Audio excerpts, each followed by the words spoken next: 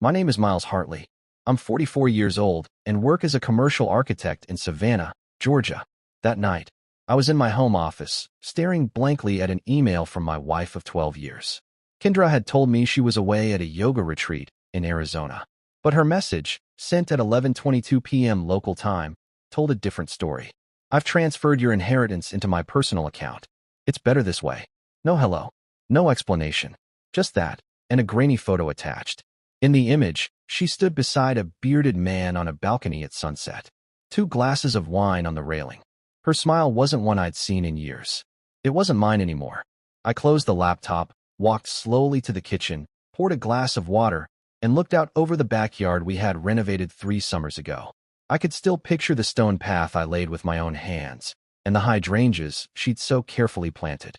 That garden had been a labor of love, for a life she clearly no longer intended to be part of. The money, $587,000, had come from my Aunt Elaine. But it was more than just a number. It was a symbol of everything she had sacrificed for me. After my parents passed when I was 14, Elaine took me in and raised me as her own. She pulled double shifts at the hospital, never once complained, and put me through college. Her will left everything to me with a single line: build something that lasts. And now, not even a text from Kendra to ask if I had seen the email. Just nothing. The signs had been there, of course. Her yoga getaways had gone from short trips to full weeks. Her phone, always face down. Passwords changed. Conversations shorter, more clipped. A few months back, she asked specific questions about the inheritance, where it was kept, how it was structured, what the access points were. I had nodded vaguely, said I'd look into it. But she never knew the truth. That inheritance was never where she thought it was. And her little attempt to steal it? It gave me everything I needed. I reopened the laptop and read the message again. Not even my name. Just theft disguised as self-righteousness. I replied with 6 words. Thanks for letting me know. Then I shut the lid, drank the last of my water, and went to bed. And for the first time in a long while, I slept soundly, because I finally knew she wasn't coming back. Kendra never suspected I had seen this coming. We met 15 years ago at a wellness and architecture expo in Charlotte. She was in the early stages of launching a health brand and needed an architect for her first physical location. I was 5 years into my career and hungry for meaningful work that wasn't just parking decks in office parks. 3 years later, we were married. We bought a charming craftsman home on Victory Drive in Savannah, complete with the wraparound porch she'd always dreamed of. Kids never entered the equation, her choice. The business is my child, she used to say. And I got it. My designs were my own kind of family. For nearly a decade, we made it work. I designed. She built her brand of organic wellness products and spiritual retreats.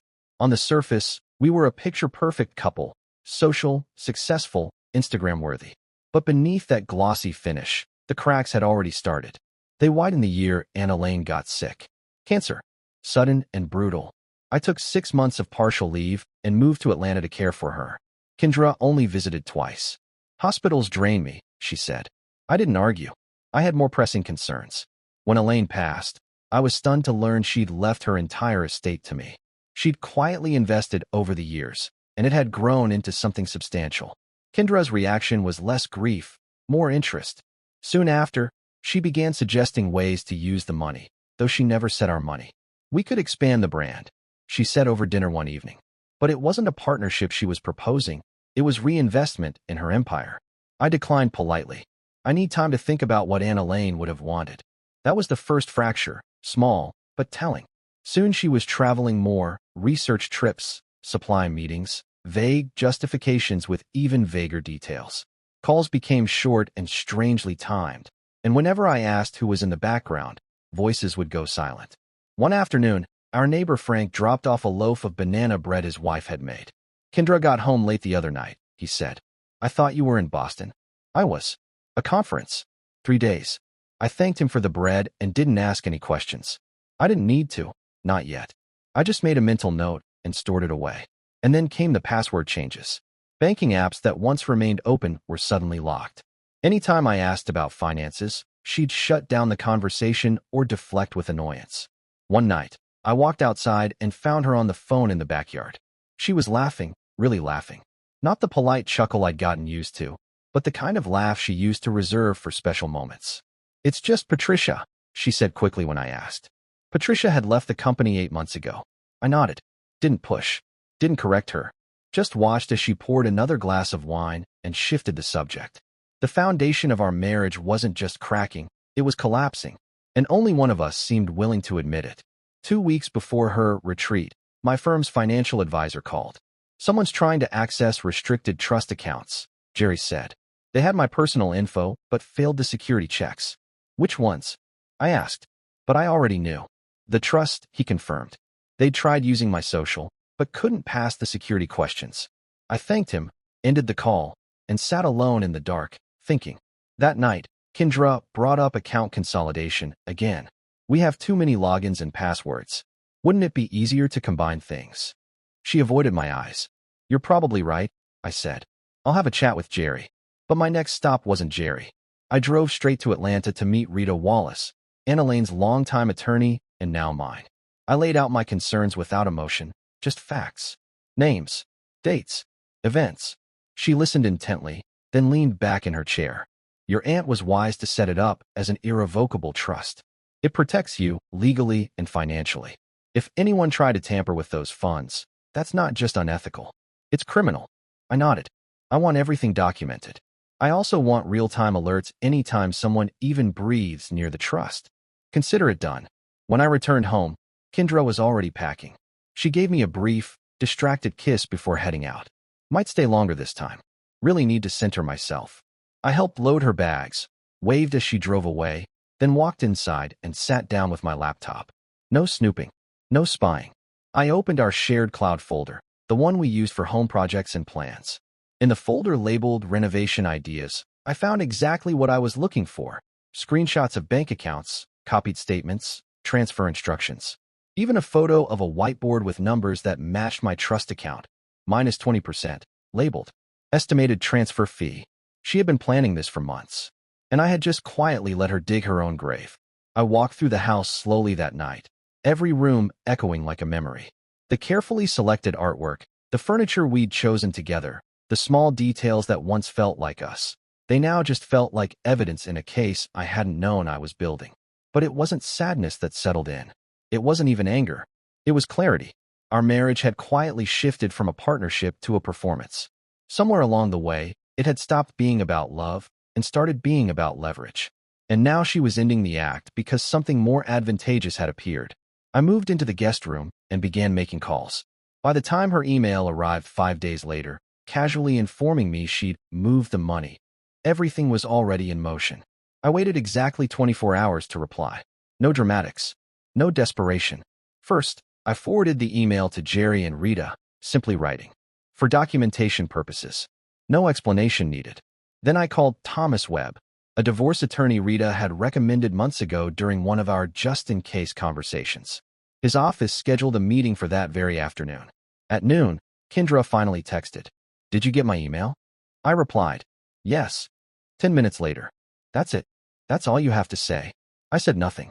Instead, I drove downtown to Thomas's office, where Rita joined us by video. Thomas sifted through the documents silently, tapping his pen on the desk. Attempting to move those funds created a paper trail, he said finally. You've got a solid case, trust-protected assets, clear intent to access them illegally, and written admission. What do I do next? I asked. We file immediately.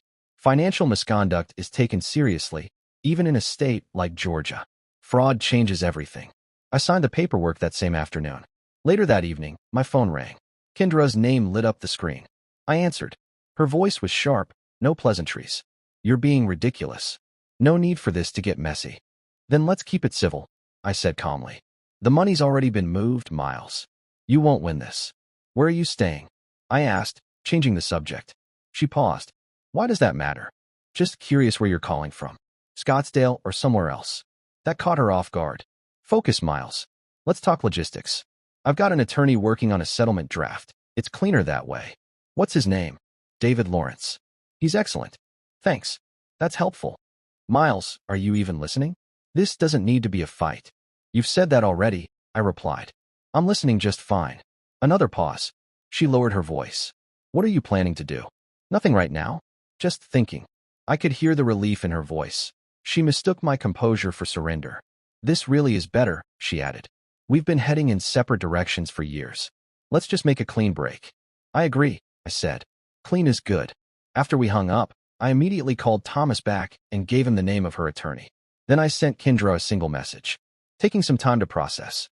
I'll reach out when I'm ready. Her reply came seconds later. Don't take too long.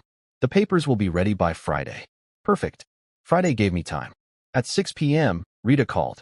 The trust monitoring system picked up 3 separate access attempts today, she said. All blocked, all logged. IP addresses, timestamps. One's from Scottsdale, not Sedona. She paused.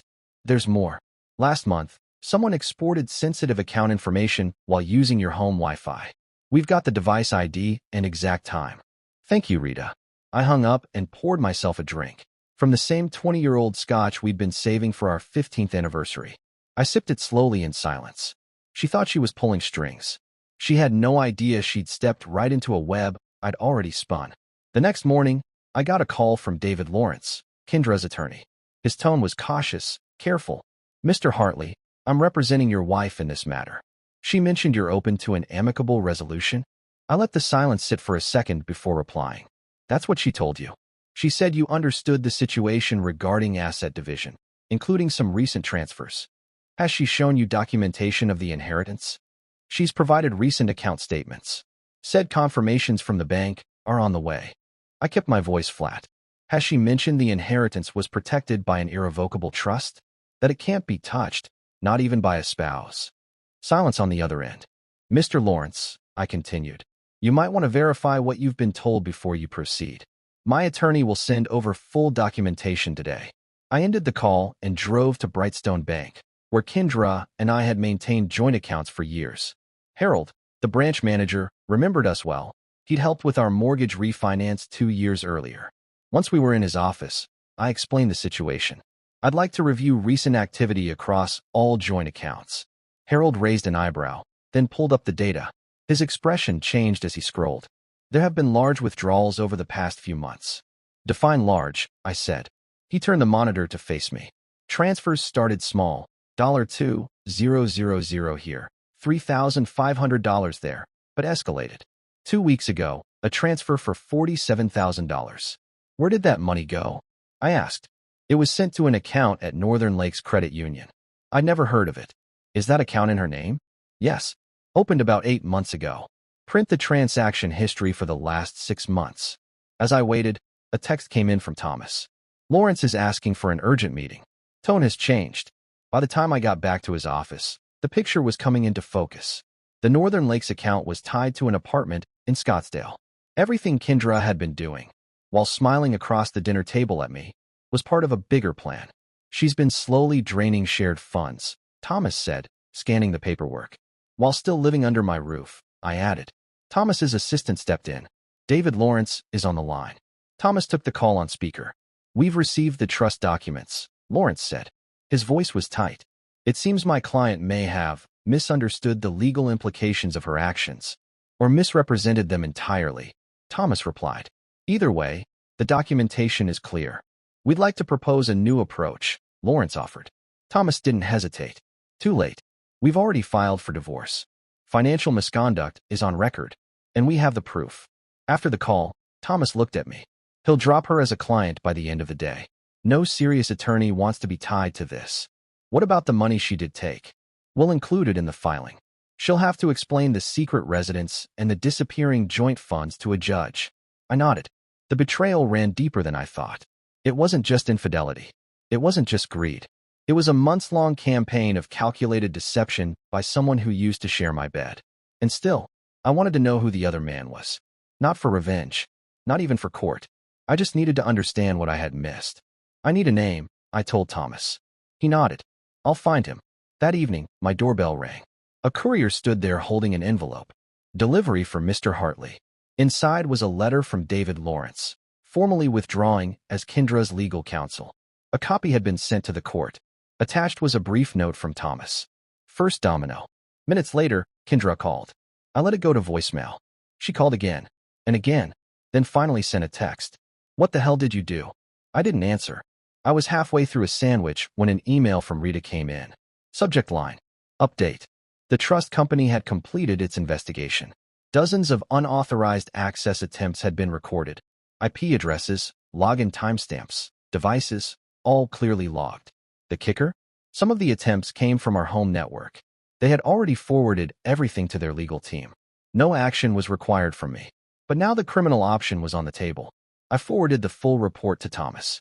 Then, just after 9 p.m., another message from Kendra. We need to talk. Now. I responded. Speak to your next lawyer when you have one. You overreacted. I was angry when I wrote that email. I didn't really move the money. That's not what the logs say. A long pause. Then, what logs? I didn't reply. Instead, I asked the one question that had been burning in my mind. Who is he? 20 minutes passed. Then came her reply. This isn't about him. Name. A long pause. Jason. Jason Berkeley. But he's not important. Sure. A quick search confirmed what I already suspected. Jason Berkeley, yoga instructor in Scottsdale, ex-finance guy turned spiritual guru, former investment broker turned healer of energy. The irony wasn't lost on me. The next morning, I walked over to Frank's house, our neighbor who had casually mentioned seeing someone drop Kendra off. He greeted me on the porch with a coffee in hand. The guy you saw with Kendra, I said. Do you think you'd recognize him if you saw a photo? Frank nodded slowly. Tall guy, full beard. Gray Tesla. Yeah, I'd remember him. I pulled up the grainy image from Kendra's email, the one she never meant for me to see. Is this him? Frank squinted at the screen. Yeah, that's the guy. He was here several times, usually late at night, when you were out of town. Would you be willing to provide a written statement? Of course, he said without hesitation. By 11 a.m., Thomas called with an update. We've got a wrinkle, he said. She's retained Philip Barnes. The name made my stomach tighten. Barnes had a reputation in Savannah for being ruthless and expensive. He specialized in turning civil divorces into war zones, and often won.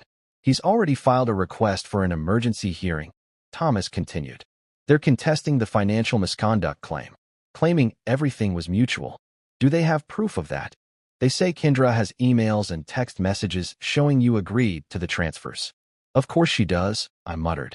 Let's give Mr. Barnes a reality check. That afternoon, Thomas delivered a file to Barnes's office. A thick, undeniable file. It included logs from the trust fund system showing repeated failed access attempts, banking records proving systematic draining of our joint account, a copy of the Scottsdale apartment lease in Kendra's name, Frank's notarized statement about Jason's repeated visits, screenshots from the home renovation ideas folder, documents where Kendra had outlined methods for accessing my accounts. By 5 p.m., Thomas received a call back. Barnes wants to meet. Urgently. Later, Thomas relayed what had been said. He's seen enough. They're offering terms. Kendra would keep what she'd already withdrawn. No further claims. I would retain the house, the trust, everything else. Counter, I said. She returns half of what she took and signs a non-disclosure agreement. In exchange, I won't pursue fraud charges. Thomas blinked. You know you could get more. I don't want more. I want closure. The morning of what was supposed to be our emergency hearing, Kendra and Barnes arrived at the courthouse. Thomas was already there, with a settlement agreement in hand. No judge, no public drama. I waited in a quiet consultation room while Thomas presented the evidence to them in private. Through the glass, I saw her face as she flipped through the file. I watched defiance melt into realization, then into quiet defeat. She glanced toward the door where I sat, then looked away. 10 minutes later, they walked in. My client accepts the terms, Barnes said. Thomas slid the agreement across the table. Kendra signed without reading it. Her hand trembled slightly, but she didn't hesitate. I signed my portion. Then I pulled out a separate envelope and placed it on the table. She looked at it, confused. What's this? Passwords, I said. Alarm system. Cloud storage. Anything you might need to collect whatever you left behind. For the first time in months, her eyes locked with mine. She was searching for anger, for victory, for something to hold on to. She found nothing. I said quietly, it was never about the money. That would have been easier. Barnes touched her arm gently, signaling it was time to leave. She clutched the envelope in her hand, gave one last glance at the life she'd destroyed, and walked out without a word. 6 months passed. I sold the house on Victory Drive. It had become a museum of silent rooms, half-filled closets, and memories I no longer wanted to walk through. The young couple who bought it had twin toddlers. They loved the porch Kendra always talked about, and the stone path I laid with my own hands. They even kept the hydrangeas. Good for them. I moved into a downtown loft, modern, clean, and far smaller than the home we'd once shared. It was close to the firm and didn't need much furniture. I liked it that way. Rita helped me restructure Aunt Elaine's trust into something living, something purposeful. We created a foundation in her name, dedicated to funding architectural scholarships for young people who had lost their parents. Just like I had. Our first scholarship went to a 17-year-old girl from rural Georgia. Her essay about designing spaces that could heal moved the entire selection committee to tears. Elaine would have adored her, Rita told me at the awards ceremony. And she would have. Elaine always said legacy wasn't about money, it was about meaning. And for the first time in a long while, I felt like I was building something real again. One afternoon, I stopped by the mailboxes in my building's lobby. Among bills and flyers was a plain envelope with no return address. Inside was a cashier's check for exactly $89,275, the amount Kendra had agreed to return. No note, no name, just that number. She hadn't signed it, but she didn't need to. That evening, I walked down to the riverfront. Years ago, Kendra and I had once sat on that very bench, sketching out dreams of opening a wellness center, something we'd run together. She'd managed the retreats, and I'd designed the space. We were full of ideas, possibility. But that dream had ended long before the marriage did. I sat quietly, watching the cargo ships move steadily downriver. The check sat folded in my jacket pocket. Tomorrow, it would be deposited into the foundation account. It would pay for another student's future, another design, another chance to create something lasting. At 6:48 p.m., my phone buzzed. A text from Jerry, my friend and colleague. Dinner still on at 7? Bringing that architect I mentioned. I glanced at my watch. Enough time to walk home, change, and head to the restaurant. Enough time to say yes to something new. I stood, slipped the check back in my pocket, and turned toward the city lights. Sometimes, the most powerful response to betrayal isn't revenge. It's rebuilding, piece by piece, stronger than before. That dinner turned out to be more than a meal. Jerry introduced me to Lila, a visiting architect from Charleston working on a coastal restoration project. She was sharp, kind, and had that calm presence of someone who'd already been through their own storm and come out better for it. We talked shop. We talked travel. We didn't talk about Kendra. Not once. Over the next few weeks, we ran into each other more often, partly by coincidence, partly not. A shared project came up. Then came coffees, then long walks around the historic district, where she pointed out buildings the way I used to when I first fell in love with design. I don't know where it's going. And that's the best part. Because I'm not trying to replace what was lost. I'm building something new. Something honest. There's a quiet power in that. Kendra hasn't contacted me since the check. No letters. No emails. No apologies. And I'm okay with that. What she did wasn't just betrayal. It was clarity. It forced me to stop pretending. It pushed me to reevaluate every brick of the life I thought I wanted. Now I live deliberately. The loft is still sparsely decorated, but every piece in it matters. Every photo, every plant, every brushstroke on the canvas I bought last month from a street artist, it all has intention. The foundation continues to grow. More scholarships. More names added to the wall of students who now have a future because of what Elaine left behind. I think about her often, and I think about what she wrote in her will. Build something that lasts. Turns out, it wasn't about buildings at all. It was about me. So, if you've made it this far, thank you for listening to my story. Not every ending needs to be a confrontation. Sometimes, the most complete revenge is peace. And sometimes, the person who tried to break you ends up being the reason you finally become whole. If this story moved you, please give it a like and subscribe to the channel. It really helps us grow and bring you more emotional stories like this one. Let us know your thoughts in the comments. Your support means everything. Like, comment, and subscribe, and stay tuned for the next story.